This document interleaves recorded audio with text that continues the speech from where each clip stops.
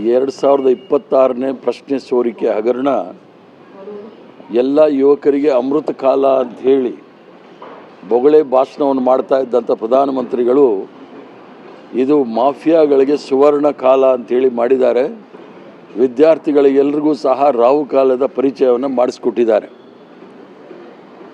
ಈ ನೀಟ್ ಹಗರಣದಲ್ಲಿ ಸುಮಾರು 1.4 ಕೋಟಿ ಜನ ವಿದ್ಯಾರ್ಥಿಗಳಿಗೆ ಅನಾನುಕೂಲಗಳಾಗಿದೆ. ಅವರ ಜೀವನವನ್ನು ಮುಂದೆ ಹೋಗ್ತಕ್ಕಂಥ ಜೀವನವನ್ನು ತಡೆ ಹಿಡಿತಕ್ಕಂಥ ಭಾಳ ಕರಾಳವಾದ ಕೃತ್ಯ ಕೇಂದ್ರ ಸರ್ಕಾರ ಮಾಡಿದೆ. ಪ್ರಧಾನಮಂತ್ರಿಗಳು ಯಾವತ್ತೂ ಸಹ ಕಪ್ಪು ಮಾರುಕಟ್ಟೆಯಲ್ಲಿರ್ತಕ್ಕಂಥ ಹಣವನ್ನು ವಾಪಸ್ ತರ್ತೀನಿ ಅಂದರು. ಅದು ಗೋಲ್ಮಾಲ್ ಆಗಿರೋದು ಎಲ್ಲರೂ ಪ್ರಪಂಚಕ್ಕೆ ಗೊತ್ತಾಗಿದೆ. ಈಗಲೂ ಸಹ ಕಪ್ಪು ಮಾರುಕಟ್ಟೆಯಲ್ಲಿ ನೀಟ್ ಪ್ರಶ್ನೆ ಪತ್ರಿಕೆಗಳು ಮಾರಾಟ ಆಗೋದನ್ನು ನಿಲ್ಲಿಸ್ಲಿಕ್ಕೆ ಆಗದೆ ಇರತಕ್ಕಂಥ ಒಬ್ಬ ಅಸಮರ್ಥ ಪ್ರಧಾನಮಂತ್ರಿ ಯಾರಾದಿದ್ದರೆ ಅದು ನರೇಂದ್ರ ಮೋದಿಯವರು.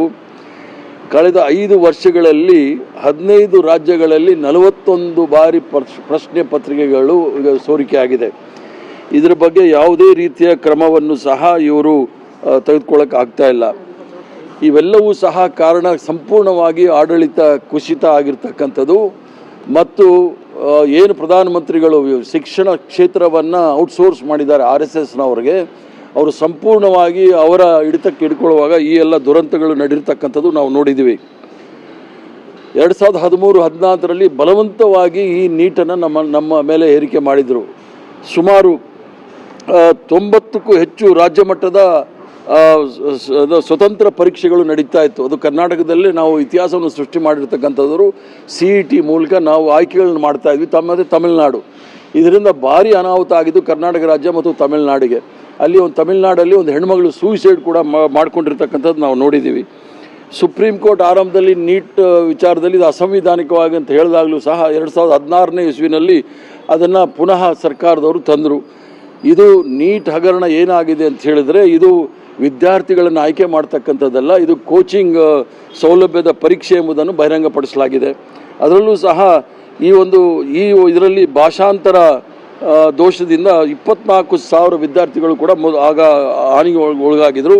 2019ರಲ್ಲಿ ಶ್ರೀಮಂತರ ಮಕ್ಕಳು ಪರ ಬೇರೆಯವರು ಹೋಗಿ ಪರೀಕ್ಷೆ ಬರೆದಿರ್ತಕ್ಕಂಥದ್ದು ನೋಡಿದ್ದೀವಿ. ಇದು ಒನ್ ನೇಷನ್ ಒನ್ ಎಜುಕೇಷನ್ ಅಂತ ಹೇಳಿ ಬೊಗಳೆ ಬಿಡ್ತಾ ಇದ್ರಲ್ಲ, ಈ ಒಂದು ದುರಂತಕ್ಕೆ ಇವರೇ ಕಾರಣ. ಇವಾಗ ಸಂಪೂರ್ಣವಾಗಿ ನರೇಂದ್ರ ಮೋದಿಯವರು ಇದರ ಜವಾಬ್ದಾರಿ ಹೊಣೆ ಹೊರಬೇಕು. ಧರ್ಮೇಂದ್ರ ಪ್ರಧಾನ್ ಇದ್ದಾರೆ, ಅವ್ರು ತಕ್ಷಣ ರಾಜೀನಾಮೆ ಕೊಡಬೇಕು. 1.4 ಕೋಟಿ ಜನ ವಿದ್ಯಾರ್ಥಿಗಳ ಜೀವನವನ್ನು ಹಾಳು ಮಾಡಿರ್ತಕ್ಕಂಥ ಸರ್ಕಾರ ಇದು ಈ ಭಾರತೀಯ ಜನತಾ ಪಾರ್ಟಿಯ ನರೇಂದ್ರ ಮೋದಿಯವರ ಸರ್ಕಾರ.